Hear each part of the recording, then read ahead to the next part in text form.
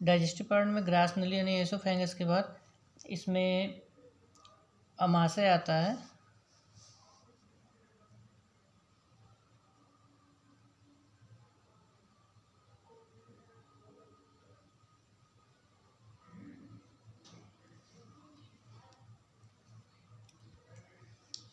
अमाशय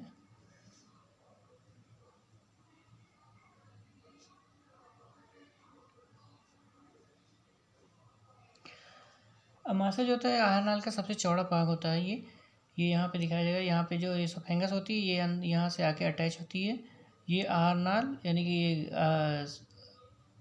grass नली यानी oesophagus, और ये अमाशय का जो पार्ट होता है ये यहाँ पे आके मिक्स होती है। मतलब यानी आहार नाल का ये कह सकते हैं कि सबसे चौड़ा भाग होता है। ये दिखाई दे रहा है इसमें, ये जो होता है।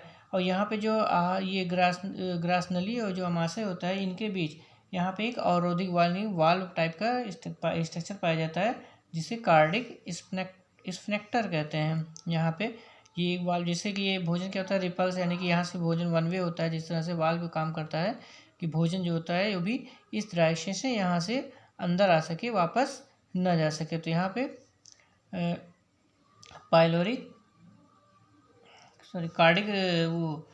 कार्डिक स्फिंक्टर पाया जाता है इसमें।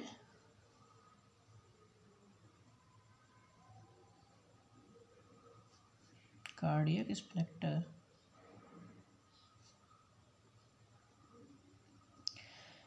स्फिंक्टर जो इस भोजन को वापस, इसमें जो भी चीज़ मैंने भोज पदार्थ जो भी भोजन करते हैं इसको वापस रिपल्स नहीं जाने देता है। तो यहाँ पे ये रोकने का काम करता है। इसी के आधार पे ये जो अमाशय होता है हमारा, ये इनको 3 भागों में डिवाइड किया गया। जो सबसे ऊपर वाला पार्ट यहाँ पे होता है ये स्टार्टिंग का पार्ट है।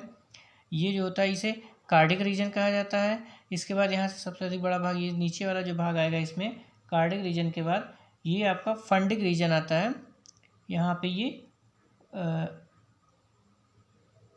कार्डिक भाग ऊपर वाला और उसका फंडिक रीजन हो गया, और लास्ट में यहाँ पे ये कार्डिक रीजन, यहाँ पे फंडिक भाग हो गया, और ये आपका लास्ट में जो होता है पाइलोरिक रीजन होता है। यानी यहाँ पे पाइलोरिक बॉडी इस तरह से स्ट्रक्चर इसमें खोल के दिखाया गया है कि, और ये जो स्ट्रक्चर होता है इनके इंटरनल पार्ट के आधार पे ही डिवाइड किया जाता है। यानी अमाशय का जो होता है इंटरनल स्ट्रक्चर के आधार पे इनको डिवाइड किया गया 3 भागों में। यानी कि ये आपका कार्डिक रीजन हो गया, और ये आपका फंडिक रीजन हो गया, और लास्ट वाला आपका यहाँ पे ये पाइलोरिक रीजन होता है। यानी कि कार्डिक स्फिंक्टर से कार्डिक रीजन,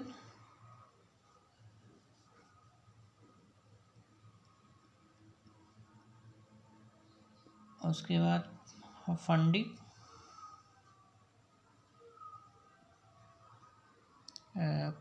रीजन और पाइलोरिक।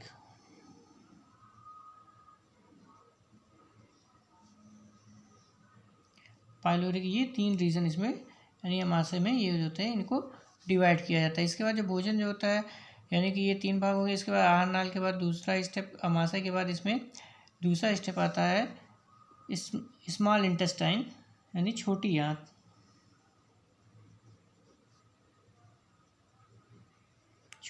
यानी स्मॉल इंटेस्टाइन।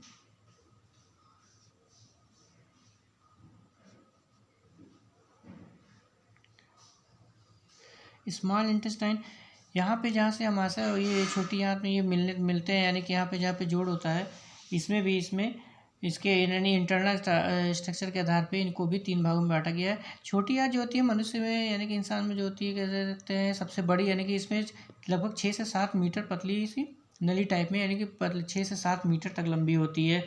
और ये जहाँ पे यानी कि जहाँ से ये जो अमाशय और छोटी आंत आपस में मिक्सअप होती हैं, यहाँ पे भी यहाँ एक स्फिंक्टर पाया जाता है जिसे पाइलोरिक स्फिंक्टर कहा जाता है। यहाँ पे मिलेंगे जिसे पाइलोरिक स्फिंक्टर कहेंगे, क्योंकि लास्ट पार्ट है जैसे पाइलोरिक है और ये इंटेस्टाइन है, तो ये इसके आधार पे ही इसका नाम पाइलोरिक स्फिंक्टर।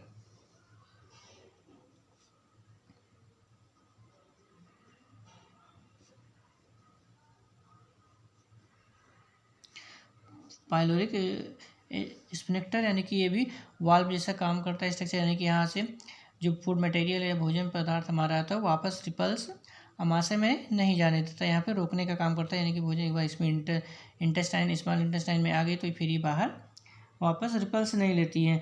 ये जहाँ पे आमाशय और छोटी आंत आपस में स्मॉल इंटेस्टाइन मिलती है, यहाँ पे ये यू आकार का स्ट्रक्चर बनाती हैं और इसी के आकार यू आकार का स्ट्रक्चर होती है जिसे हम डिडोनियम कहते हैं। यानी मैक्सिमम भोजन जो होता है यानी कि डाइजेशन का पार्ट जो होता है मेन काम इसी डिडोनियम में ही होता है। ये यू आकार का स्ट्रक्चर, इसके बाद ये नीचे वाला पार्ट आता है। ये जो होते हैं इसी स्ट्रक्चर यानी कि इंटरनल स्ट्रक्चर के आधार पे इनको भी लगभग 3 भागों में डिवाइड किया गया है। यू आकार का जो होता है ये डिडोनियम हो गया। उसके बाद नेक्स्ट जो होगा इसका ये मैक्सिमम पार्ट आपका जेजुनम दिखाई दे रहा है। यहाँ पे पहला भाग ये डिडोनियम हो गया स्मॉल इंटेस्टाइन का, दूसरा पार्ट आपका ये जेजुनम हो गया और थर्ड पार्ट जो होता है यहाँ पे जो उसका होता है इलियम।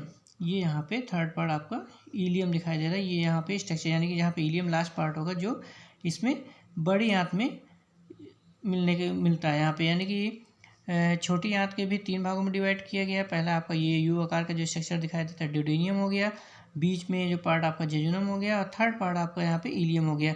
यानी यहाँ पे डिडोनियम में मैक्सिमम डाइजेशन का काम होता है। इसके बाद मैक्सिमम एब्जॉर्प्शन का जो काम होता है यहाँ पे इलियम में पार्ट हो जाता है। इसके बाद यहाँ पे छोटी आंत के बाद इसमें आती है बड़ी आंत।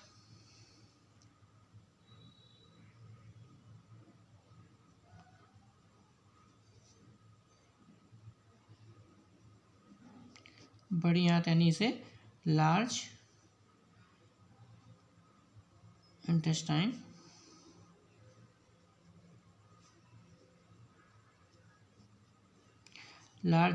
कहते हैं।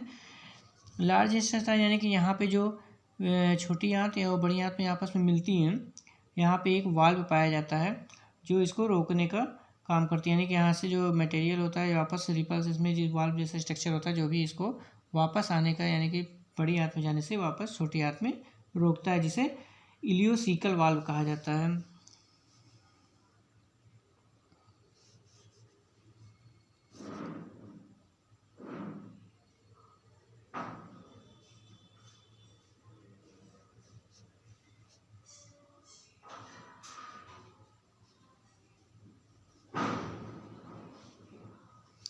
इलियोसिकल वाल्व होती है जो उसको वापस रिवर्स नहीं जाने देती है।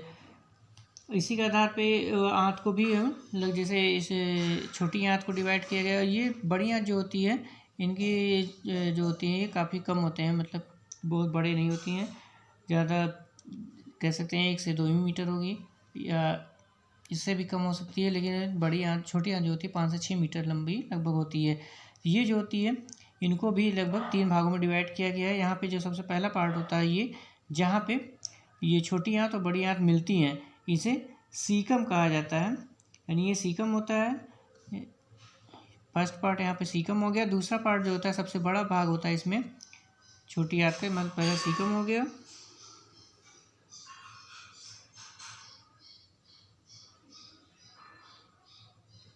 सीकम है। सेकंड पार्ट इसका जो होता है ये आपका कोलन कहलाता है और थर्ड पार्ट जो होता है इसका रेक्टम होता है। यानी ये आपका यहाँ पे हो गया सीकम हो गया, यानी कि जहाँ पे दोनों छोटी आंत और बड़ी आंत में मिक्सअप मिलती हैं। इसके बाद यहाँ पे ये बड़ी आंत सबसे बड़ा अधिक भाग जो होता है यानी कि बहुत बड़ा भाग पार्ट माना जाता है, ये आपका इसमें कोलन हो गया।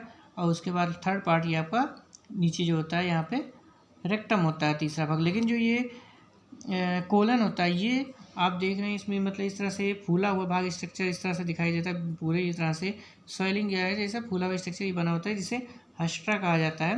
यानी जो फूला हुआ भाग इसे हस्ट्रा कहते हैं।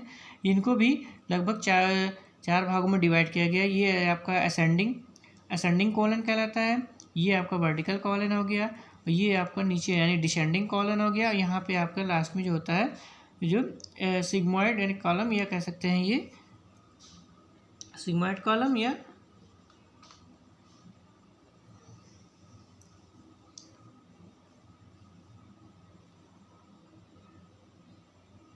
पेल्विक यानी कि लास्ट में जो होता है यहाँ पे पेल्विक कॉलन। तो इस तरह से कॉलन को भी लगभग 4 भागों में डिवाइड किया गया है। इसके बाद यहाँ पे लास्ट में जो होता है ये थर्ड पार्ट जो होता है बड़ी आंत का ये रेक्टम होता है। रेक्टम जो होता है ये सबसे मतलब इसकी जो भित्ति बहुत पतली होती है, ये इसका जो होता है मतलब इसको जो रेक्टम का जो लास्ट पार्ट होता है ये लगभग एक्टोडर्म से बनी होती हैं। जो एक्टोडर्म लेयर होती हैं,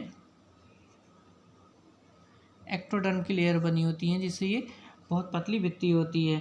जो एक्टोडर्म होता है यानी कि ये कह सकते हैं जो ये रेक्टम होता है, ये लास्ट में जाके एनल कैनाल, ये जो होती है एनल कैनाल से होती है, यहाँ पे पाई जाती हैं।